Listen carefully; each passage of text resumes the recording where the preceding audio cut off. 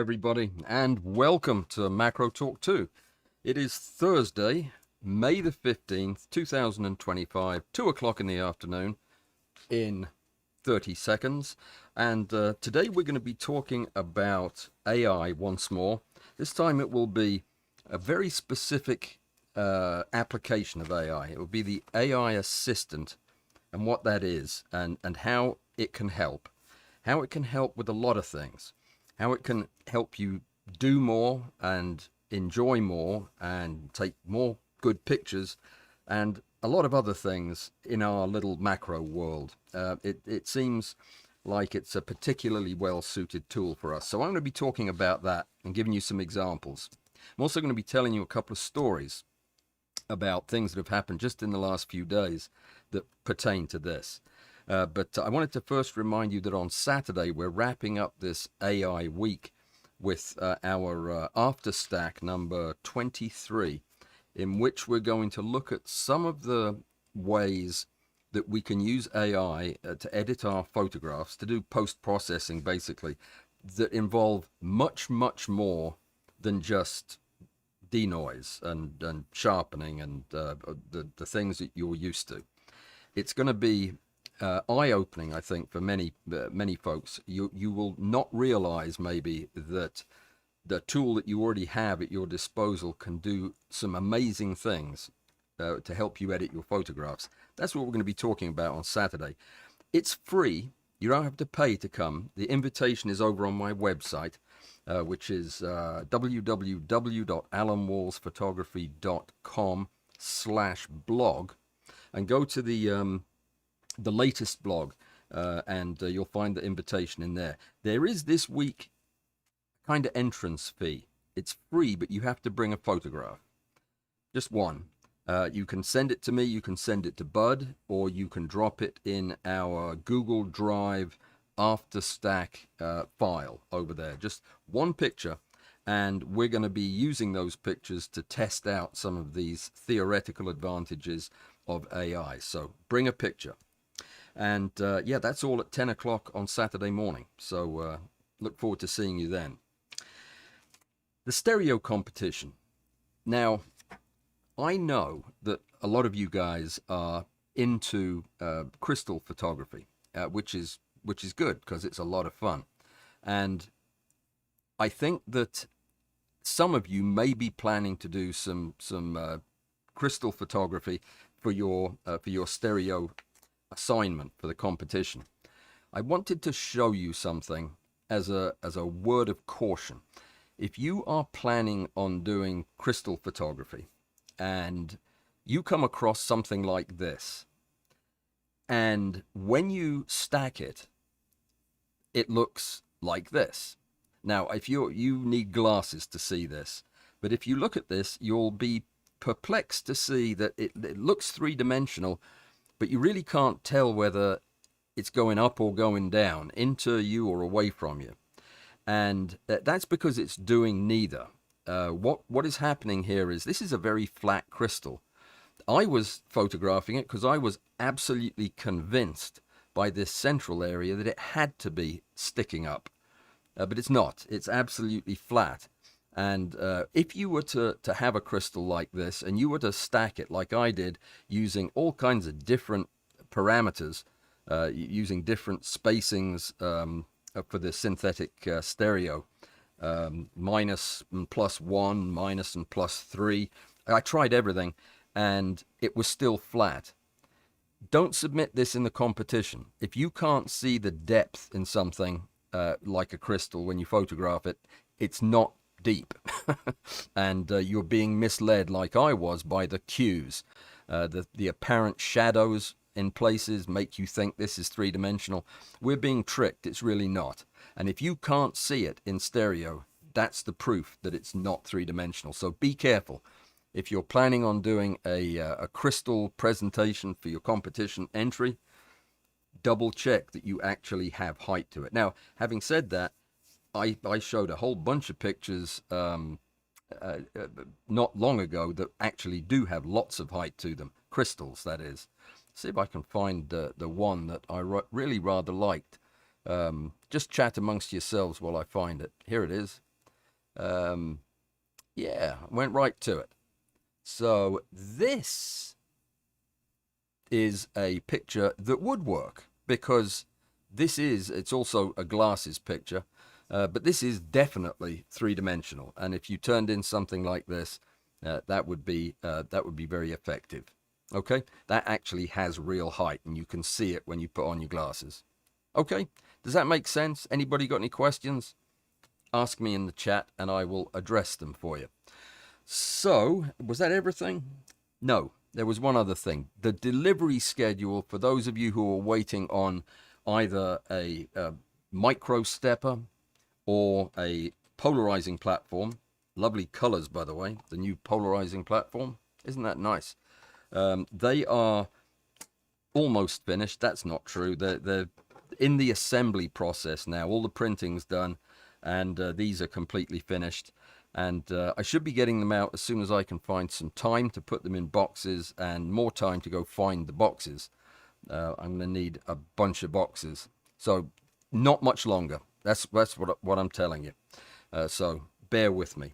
Now, some folks have asked me, in fact, 3 people asked me in the last week, if a device like this uses the same stepper motor and the same controller that came with your Wii Macro or with your StackShot, then it must mean that the step distance is the same. There's nothing else involved other than the motor and the controller. So how can this device possibly give you smaller steps than a StackShot? So I thought I'd clear this up for anybody who is just not really sure about the whole process here. I'm going to show you a couple of pictures.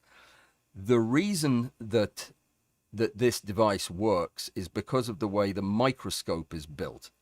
And I'm going to show you a couple of pictures. Hang on just a moment. The key is this piece right here. This is a drive shaft that runs right across the microscope from fine focus knob to fine focus knob on the other side. And this is a steel shaft. This is a small plastic gear. It's not a very good picture of it. I'm sorry. I did these on my phone just a minute ago, and it's got lubricant on it. But this gear is the most commonly broken part of one of these microscopes, and the shaft is the second most common. So these are the things I usually have to replace when a microscope comes in. Now, this gear interacts underneath the fine focus knob, which you'll recognize how that looks on the microscope. This is where the fine focus knob sits on top of the coarse focus knob. But inside this cylinder, you will find this. This is within the coarse focus knob, and it engages with that gear that I just showed you on the fine focus knob. And this is a very efficient gear reduction that reduces the rotation on the gear to the level needed to give you the stepping that we get with this device, which is as low as a tenth of a micron. And this gear turns the coarse focus shaft, which is right in here. It's inside this thing. It's this brass piece, which engages with a second set of gears, which step it down another 50%. So that by the time that the microscope stage is moved, it's being moved in a tiny fraction of what it would be moved if it wasn't geared down so effectively. So that's why we can get such tiny steps from these devices, and they work beautifully. So if you're thinking about getting one and want to get one, then now you know. That's why they work, is because we're using a very, very nice microscope, a BH2 from Olympus. The other one is the Labafot from Nikon, which is even finer gear reduction. Okay, so let's talk about what we're going to be talking about today. Well, that's redundant, isn't it? On Tuesday, we talked about a lot of the big picture general ideas, the things that an AI can do for us. and it was taking fairly broad strokes. Today, I want to get down to the nitty gritty of what we can use AI for, and then I'm going to give you some examples of things that I've been doing and ways that I'm actually using AI in my daily work, and some really exciting projects that I have coming up. AI is a reality. It's here to stay. It's not going anyplace. It's fine to dislike it, and it's fine to not be excited about using it. But if you don't learn about it and get comfortable with it to some level, I think you're going to get left behind a little bit, or actually a big bit. I think this is far more significant than the other revolutions that we've had as a people over the centuries. This is like the industrial revolution on steroids. I'm sure a lot of people didn't like cars when they first came out, but they eventually had to kind of get used to it and learn to work with them, because they're not going away. This is not going away either. So how could we then, as much as we hate it, still end up using it, and how could it help us? Well, I'm gonna talk about a couple of specific, not projects. It's a couple of very specific uses that AI have that can all be run from a cell phone and are all currently available. I don't know if anybody is unfamiliar with ChatGPT. I'm not talking just about chat. I'm talking about all the other Gemini and the other programs that are out there. They're all large language models. Some of them are able to handle visual cues and others are not. But that's changing so fast, I'm not going to waste a lot of time talking about that. We'll just assume that I'm talking about ChatGPT. And if I use that term, I'm just talking about any large language model. Large language models can be accessed from your phone with your voice, and they will talk back to you. And they will access the same data and do the same processing as if you were sitting at your computer. Now, there is an advantage, I think, to using the paid version of whichever LLM you're using, because it does rather remove limits on how many prompts you can ask, how much information you can get from the thing in a given period. And that is pretty handy to be able to use it as much as you want. So what are the kind of things that you could do with this assistant in your pocket, so to speak? Probably one of the most useful things for a macro photographer would be to use it to scout locations. Now, we did talk about this one on Tuesday, but what I didn't get around to was giving you a couple of the prompts. The art to using an AI assistant, or really any large language model, boils down to the art of your being able to ask it the right questions in the right format. It's not like having to write code exactly. It's just knowing how they respond best, knowing how you get the best answers. And what I will do from time to time is I will ask the AI to write the prompt for me. Now, that sounds ridiculous, doesn't it? But if I want something that is complicated and I don't know exactly how to word the prompt, I can give it all the criteria that are important to me, or everything I want to find out from it, and ask it to write the question for me to ask it. And it will give you the best possible question to answer your query. That's what I had it do for me with these selections that I picked out. So for smart location scouting, I asked the prompt, where can I find emerging tiger beetles in Illinois in early May? Please consider weather conditions, soil types, and protected areas that have public access. How long do you think that would take you to figure out from guidebooks and almanacs and weather reports and geological surveys. I know that that would take me probably a day to get to the bottom of that. The answer I got for this particular prompt was less than 3 seconds, and in it, the climate conditions had been considered, any known and reported emergence data about when these bugs appear locally, soil maps showing the kind of soils and substrates on riverbanks, and a ranked list in the end of the most likely sites that included GPS coordinates and points of access, how I could get there, where I should park.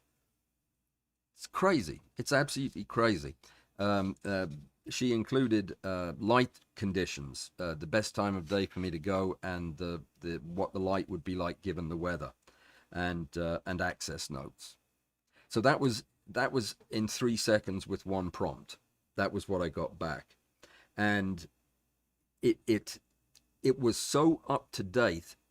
It was uncanny. It really was. It was just amazing information. I'm probably going to use it this weekend because that's the day I asked about. So, what about a travel planner? Have you ever traveled anywhere with the idea of doing macro and needed to sit down and plan it so you'd know when you were going and where you were going, what you were going to do when you were there, and so on? A prompt like this could save you hours. Plan me a 5-day macro photography trip somewhere in the Pacific Northwest for late August, emphasizing moss, lichens, and amphibians. Include weather contingencies, local guides, and equipment packing list. So, what I got from this one was an itinerary that had shooting locations, including specific different microclimates at different altitudes, nearby lodging for each day, seasonal subject availability, what I could expect to find when I was there, and even restaurant recommendations for lunch and dinner, and places that had early morning breakfast. Yeah, that was included, and a packing list that included everything I could ever have thought of.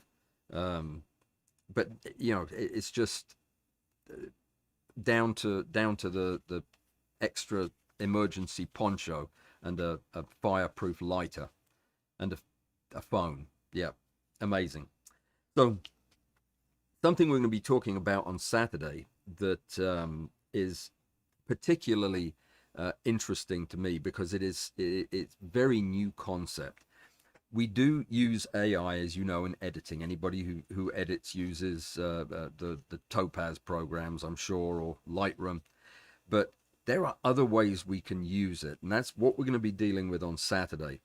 But as an example, imagine a prompt like this. If you were to ask your AI assistant, I've uploaded 3 of my macro images, which means you have copied and pasted them into the dialog box in the LLM.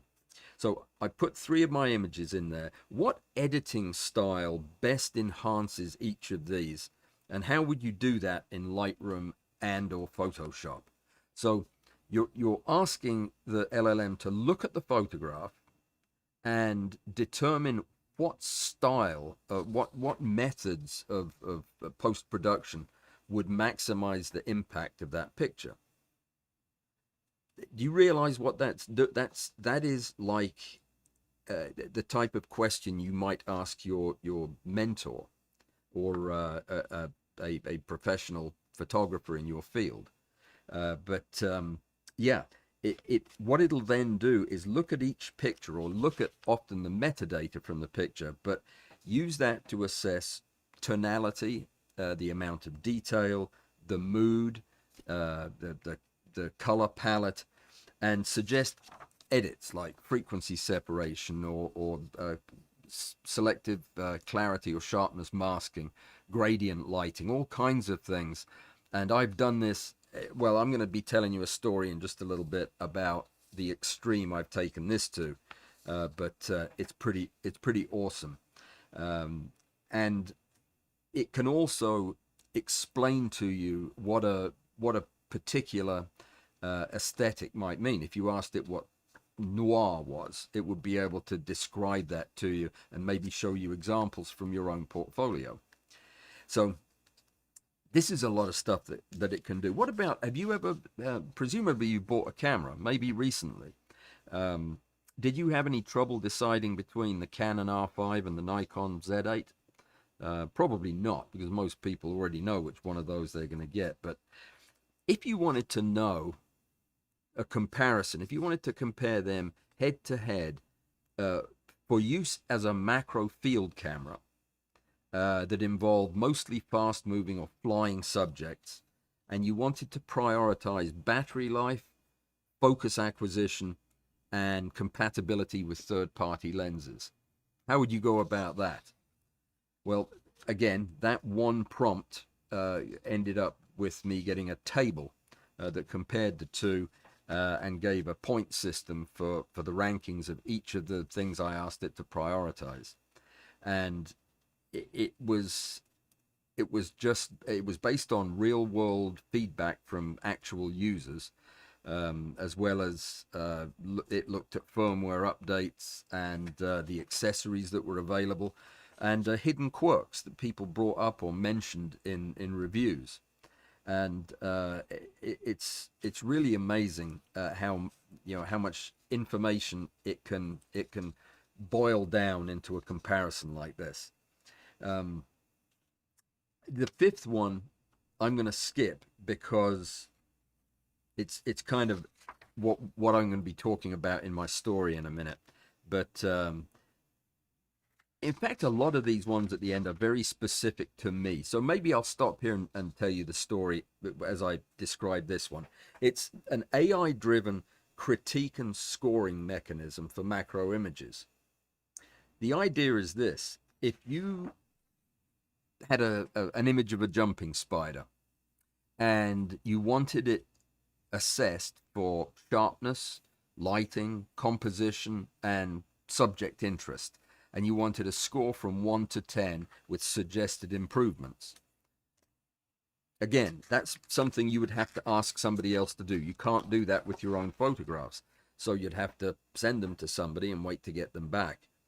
I have put in so far several thousand photographs into this process and get back very, very detailed information on the balance of shadows and highlights, how the composition flows, and it basically gives me a scoring system that's as detailed as I want it to be. But let me tell you what this led to. Somebody in the last session, I can't remember who, I think it might have been Zeno, asked me, you should get the AI to do the judging on your competitions. And I thought about this. I'd thought about it before, but I thought about it more seriously in light of the results I'd had by giving my AI some photographs to look at. And it started a conversation that went on for several hours yesterday, and was helped by input from my friend Mike Canfer, who's very much up to speed on a lot of this topic. But the end result was that I decided that I could use an AI agent to create a second me to judge the competition. And I could have it judge the competition for me, but that wasn't what I was looking for. So we went through this iterative process of me asking prompts and getting back detailed answers about what it could and couldn't do. And in the end, this is what the last prompt that I wrote was basically this: I don't want you to replicate me as a judge. I already know how to judge, and I like doing it, and I like looking at the pictures, so I don't want you to do that. But I've judged with many other professionals who are much better at judging in certain spheres of or domains of photography. like Rick Littlefield and Stereo, or Lester and Product in General Macro, or Angie Wallace and Flowers, and so on. We've had lots of people do this, stand in and judge. And it occurred to me that I had videos, I had recordings of every single contest I've done, which is over 30, of every comment that I make, every comment my guest judge makes, and access to the photograph while we're talking about it, with captions, with names. And it occurred to me that if the AI could learn how I judge, it could learn how my guest judges judge, and it could learn about that just by watching the videos. And indeed, that's what the AI told me. That's exactly what we decided to do. And we're creating a super judge, a macro super judge that has all of the experience and all of the judging acumen of all of us that have judged this competition. And it's going to be trained on all of my competitions, all of the photos that you've submitted and the results that we arrived at. And this to me is mind-bogglingly exciting. Now, let me put your mind at ease. Your competition entries are not going to be judged by an AI. They're going to be judged by me and my guest, or my guest and I should say. And this is just to as a demonstration for you guys. But this is the release that my AI came up with and said, hey, you should tell your viewers this. I'm working with my AI assistant to develop an intelligent, fair, and insightful photography contest judge trained not only on my judging history, but also on the expert voices I've invited over the years. Very good. I've hosted over 30 macro competitions, each with detailed video critiques, rankings, and personal reflections on every entry. These videos form a ready-made data set that reveals how I think about technical execution, creative merit, photographic storytelling, a big thing for me.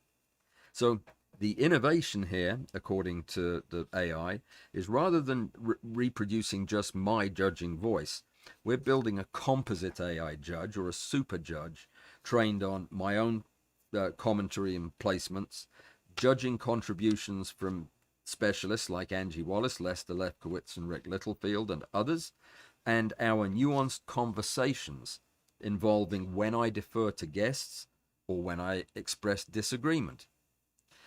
And it gets crazier. The AI will analyze the video content, syncing my voice and my judgments with the images that are shown on screen. So it's going to match up the images with what I'm saying. Then she'll extract the judging criteria, the stylistic preferences, and the ranking logic that I or my guest used to come up with that rank. Over time, and she convinces me that it will not take 30 of these contests, she'll learn to simulate different judging voices or blended approaches tuned to the contest themes. In other words, weighting Rick's voice far heavier than anybody else's on a stereo competition. So the first test in an upcoming competition, probably next month, she is going to judge the entries. I'm going to judge the entries as usual. And the AI will do the same, but independently. I won't know her results and she won't know mine. And then we will compare them together in a live or a recorded event. And it'll be the first time I see them. And we'll explore where we agreed, where we didn't agree, and what surprising elements there were. I think this is going to be a wonderful test of this whole concept. Now, the educational value of doing this is the AI telling you this. This isn't just about automation. It's about illuminating how judgment works in photography. What matters most to different experts? How do technical flaws weigh against creative risk? Can a machine trained on real human taste develop a recognizable curatorial voice? What a great word, curatorial. In other words, can a machine that watches the bunch of us make judgments on competitions that you've all entered, can it learn to develop a nuanced weighting system to judge on its own? We'll see. So the long-term goal, to create an AI-assisted judging system that helps me provide thoughtful feedback faster and at scale. That's not true. I wouldn't do that. I'm going to stay slow and pondering. Maintains consistency and fairness in my competitions, and learns from new judges as they're added. Finally, it teaches my audience more about why great macro photography works. Don't you think that sounds exciting? That sounds very exciting to me. So what I did was, yesterday I started stuffing video content into the AI. All my previous videos with all my previous guests, and I didn't have to do anything else. I didn't have to give a photo list or send in copies of the images. It just took everything that was from the video, which was, you've seen them, so you know what it was. And yeah, we're off to the races. Now there's a little bit more that I have to do, but she's basically learned, and she's ready to start judging. So I'm going to do some more testing, and I'll report back to you and tell you how it goes. But you know, I'm pretty into this stuff, and I spend a lot of time looking at it and reading about it. And even I was surprised by this uncanny ability to gather data at such a crazy pace. You know, she also, in the judging, is judging facial expressions and body language to tell how enthusiastic I am about a particular picture. That's pretty amazing. She's got all kinds of cues that she'll look for from me or my guest judge to see whether or not we really like the picture, or are we just saying that. So yeah, pretty impressive. So it's one of these things that I really do believe that when they first invented the internal combustion engine, there were probably people that would sit around and think, you know what, you could make a harvesting machine out of that, or these devices could be used in a factory to make clothes. You had people sitting around thinking that probably long before anybody actually did it. That, I think, is the point we're at now. I think that we're thinking about, well, what else can this thing do? It seems to be just as powerful a discovery or an invention. Neither of those are very good words for what this is, but as the internal combustion engine would have been all those years ago. So you know, I think that we're going to continue to be amazed until it kills us. Of course, then we will be less amazed. But between now and then, I think there are going to be a lot of exciting moments. All right.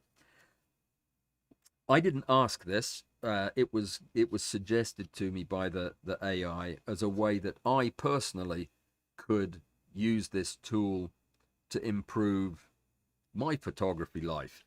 And she suggested that optimizing live stream setup and viewer engagement would be a good idea.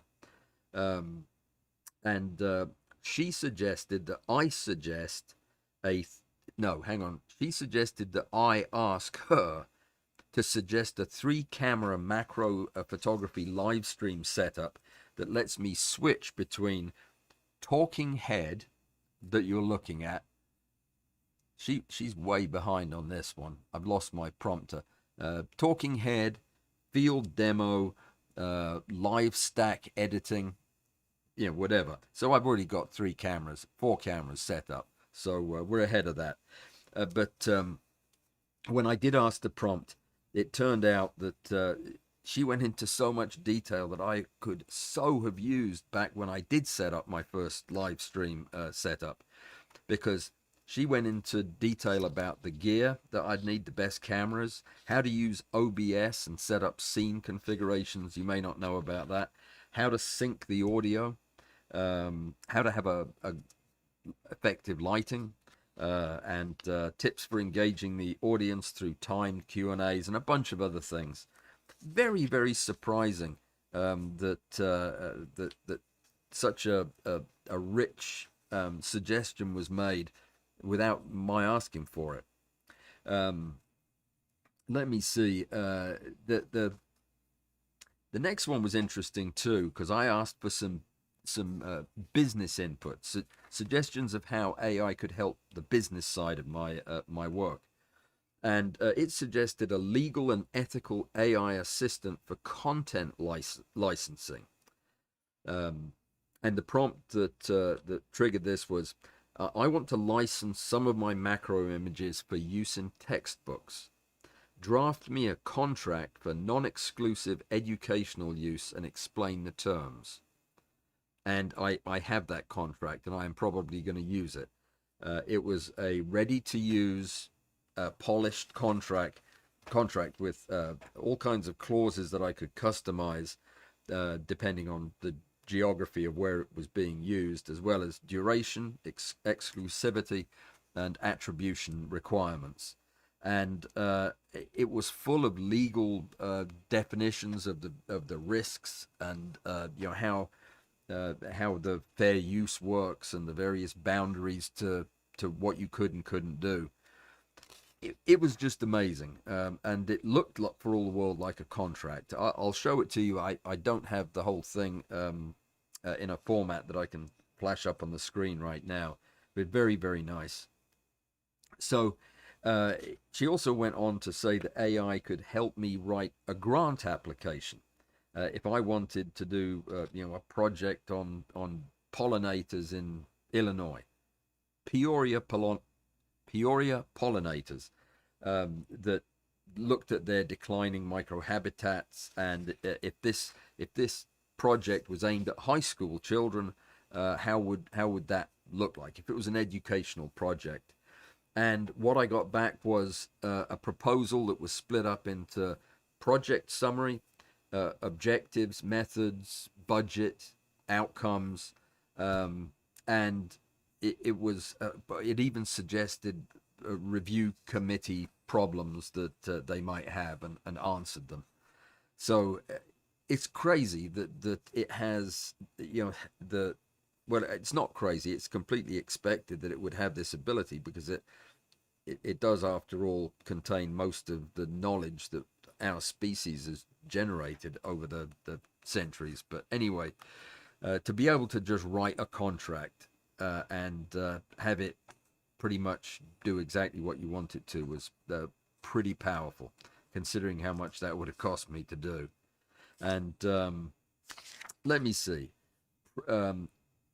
Social media writing. Now, I do not use AI to write any of my social media. My articles, my posts on Patreon and on my website, they're all written by me. Everything you've ever read by me was written by me.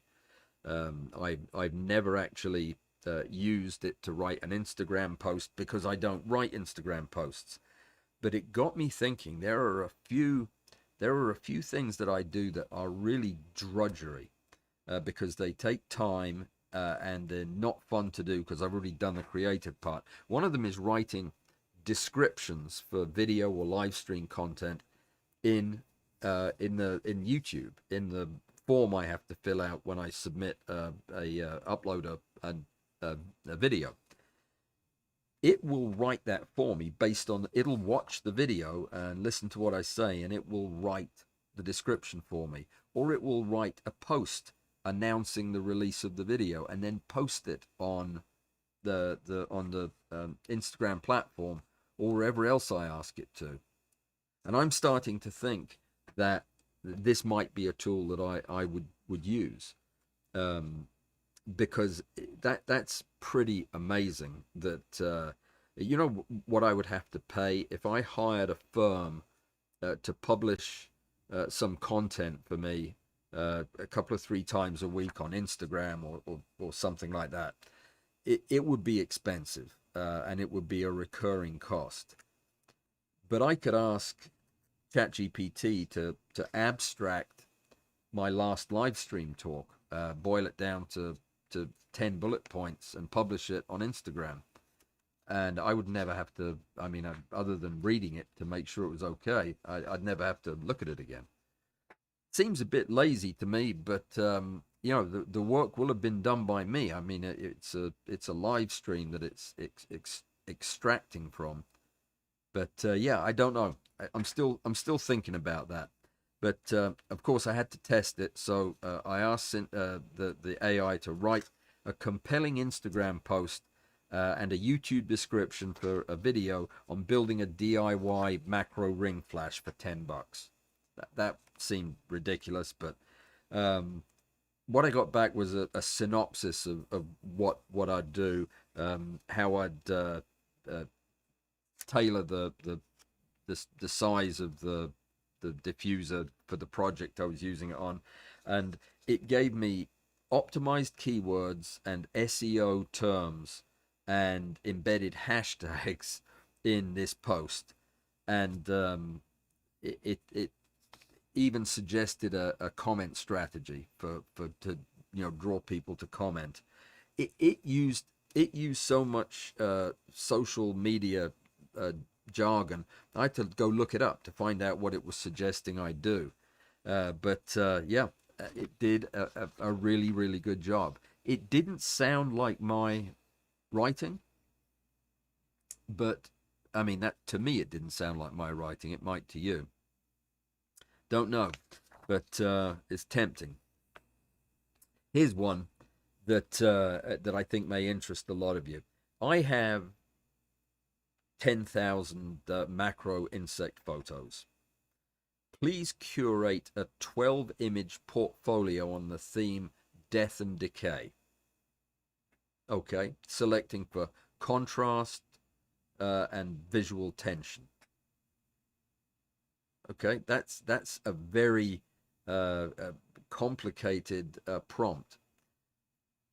The AI looked at the photographs that I'd put in and selected 12 for a portfolio that it thought were the best based on what I wanted it to look at. And I'm going to show those to you probably at the time that we do the judging competition. But I wouldn't have picked different. I mean, I think that they were the best pictures. The jury's gonna be out on this until I have managed to upload most of my portfolio and most of my collection of all my photographs, because I want to test this thing all the way. Apparently, the way that it can curate collections is so sophisticated that you can give it all of this data, and at some later point ask for a collection of two of my very best pictures on whatever the competition theme is this month, and it'll pick out the best 2 from all of your pictures, or the 10 best for a short talk you're giving at the weekend on any subject. You can just use your regular language to tell the AI what you're looking for, and it will then look through all of them and select the best 10 based on how you define best. And eventually it will learn what you mean by best, and it will know that ahead of time, so that when you ask for the pictures, it'll be ready to find them. I think that's amazing, don't you? So it's very much not just a matter of automation. If this was automation, I don't think I'd be nearly as excited. Well, I wouldn't be nearly as excited about it, because I don't really use much automation. Well, I suppose I do some in software and what have you, but I don't mind doing the work at all. What this tool does is it broadens my horizons and the scope of my thinking. It's like a catalyst to creative thought and to new ideas. I seldom agree with everything that it comes up with, but I'm always excited to hear what it has to suggest, because this is the accumulated wisdom of our race, basically. And I can use that or ignore it. um, a couple of the things that everyday macro photographers out in the field or in the studio may want to use this for, if you've never thought about it. How about generating a complete insect field log, a log of every time you go out to take pictures in the wild? That's a lot of work, right? To sit down and write a log after every trip. Now, I did it for years, and it is a lot of work, and you miss stuff and you get it wrong. How about, though, if you had your cell phone in your pocket, maybe a microphone hooked up to your cell phone, and you could do what Mike Canford does in organizing his stuff at the house, and just tell it what you're looking at, what you saw, what you photographed. You don't have to, it doesn't have to be clean. You don't have to know the names of the species. You can say, it's looks like one of those brown stink bugs. There were about 10 of them on this log, and yeah, I've got photographs of them. And then just keep talking as you go. You don't have to worry about organizing it or anything.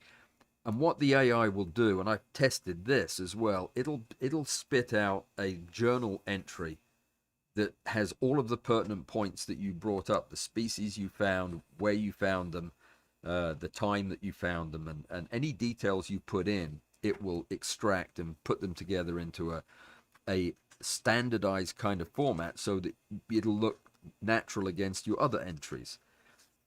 And it does that in seconds. How about organizing folders and renaming files in your photo collection using smart rules? So you can create any rules you want about what goes in what pile.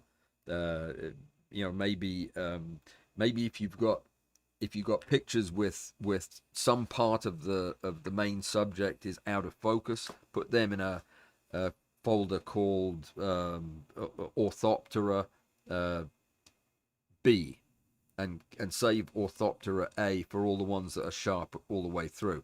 You can make up any rules you want, and the AI will be able to extract them and do the search and build the file system based on that. And you can change the rules, and it'll go back and change everything in seconds. How about, do you ever publish anything anywhere at all, in articles or on your website?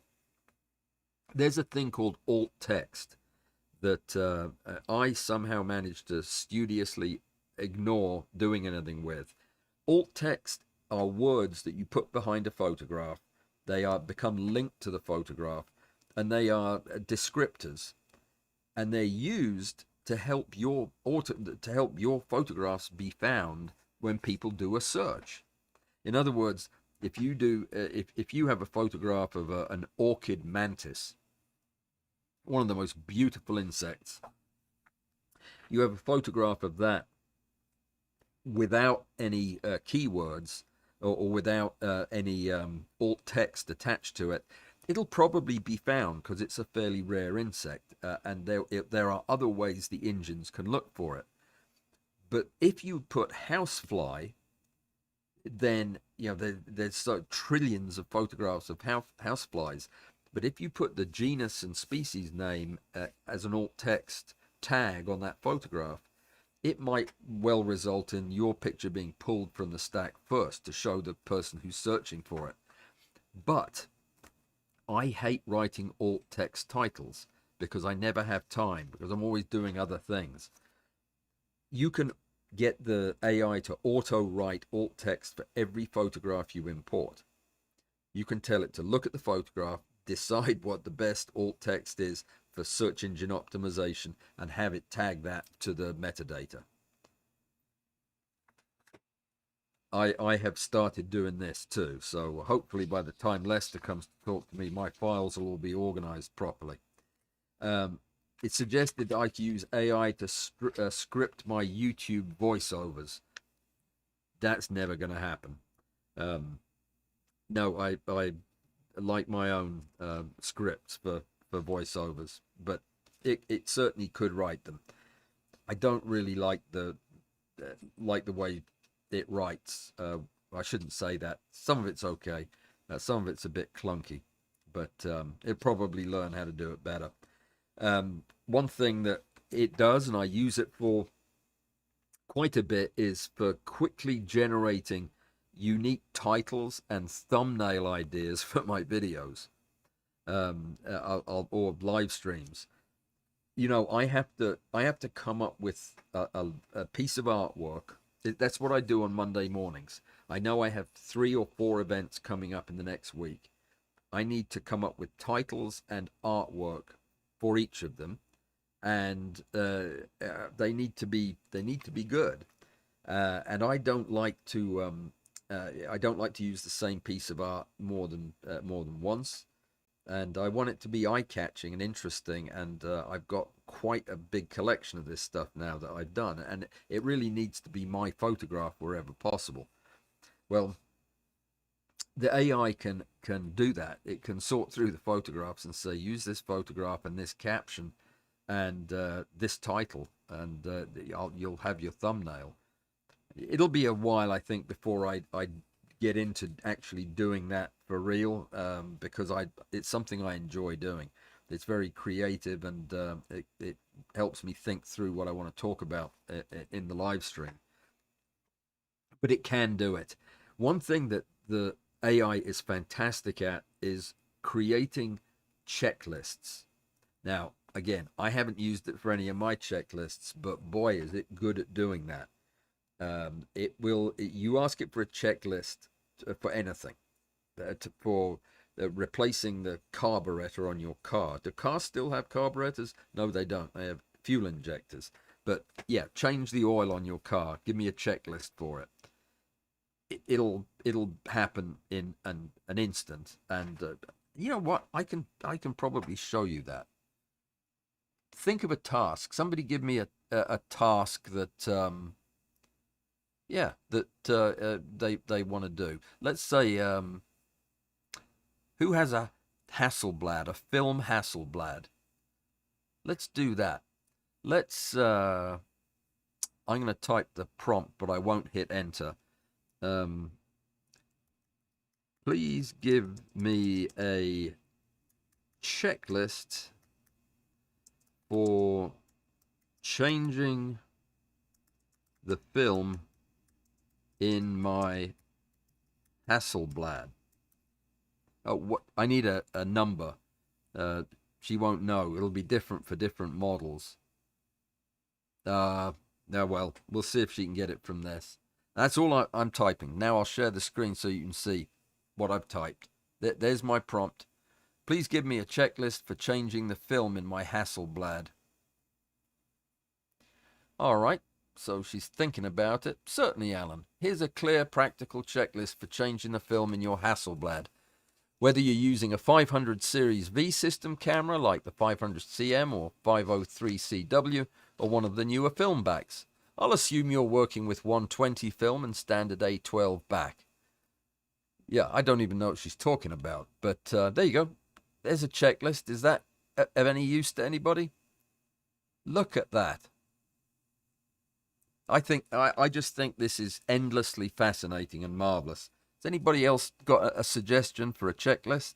Let me go to your page, guys, and see if anybody's.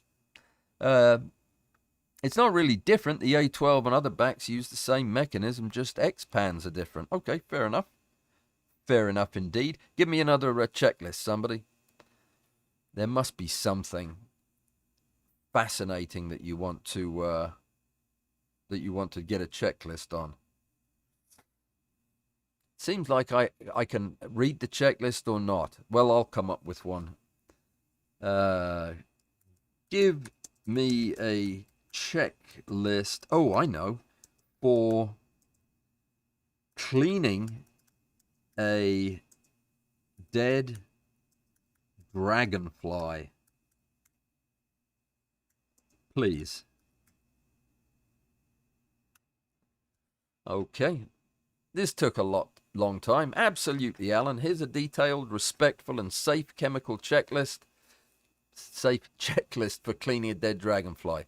For macro photography, or, yep. The goal is to remove debris, restore a natural pose if needed, and avoid damage to delicate structures like wings, antennae, and legs. There you go. Dry cleaning, rehydration, wet cleaning, positioning, and drying. You know what? I bet half of this was written by me. It looks like it. Anyway, anybody else got a question? The one you want to see checklisted? It's just amazing how it does this. Let me see. No, that was it. That was all that we had. The sky is the limit on this stuff. There were a couple of other things that I asked it about.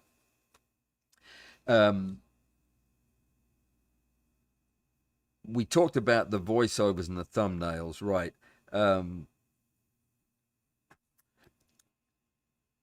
I'm not going to get into that one. It's just too complicated.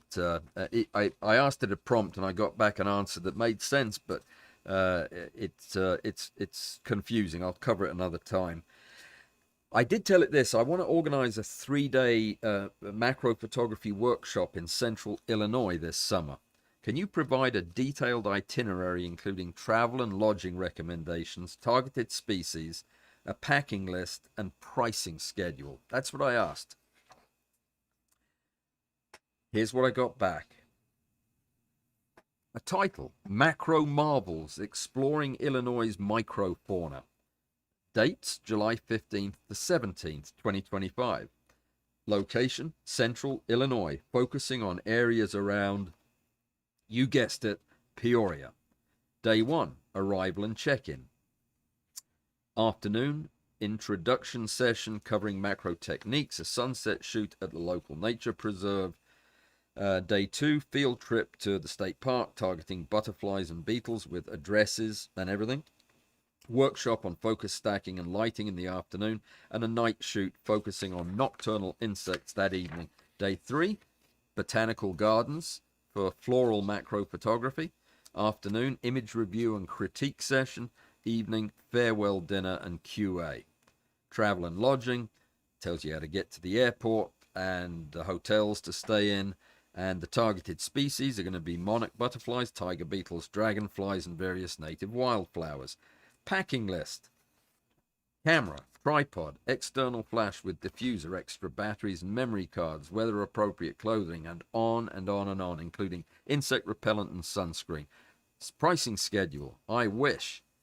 Yeah, I won't read that out loud, but yeah, includes all workshop sessions, field trips, and meals. Excludes travel and accommodation. That's the whole thing. The entire workshop. If I was going to do one, that wasn't real, by the way. That was just me asking. I then asked it to. I said, I'm planning a live Zoom interview with Lester Lefkowitz to discuss his Lightroom cataloging techniques. Can you help me prepare a list of relevant questions and provide a detailed breakdown of the equipment and software setup using Zoom and OBS?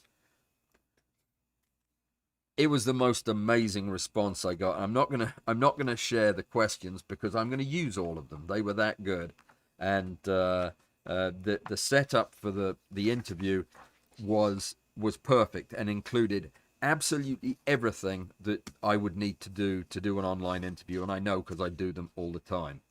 And she ended up by saying, ensure both you and Lester have stable internet connections and have tested the setup beforehand. It gets a bit mothering sometimes. So I'm not trying to convince you of anything. I'm really not. I know it probably sounds like it, and I'm not trying to get you to engage with this technology if it's not something you want to do.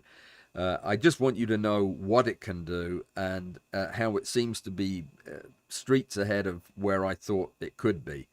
But the more I dig into it, the more amazed I am. I am really looking forward to next month's competition. It will feel exactly the same to you, but the award, the results video will be quite different. Yeah, we'll figure out how we're going to do that closer to the time. So what do you think? Are you excited by this stuff? Do you want to? Are you already using it? How are you using it? And I'm going to read back through the. I'm going to read back through the.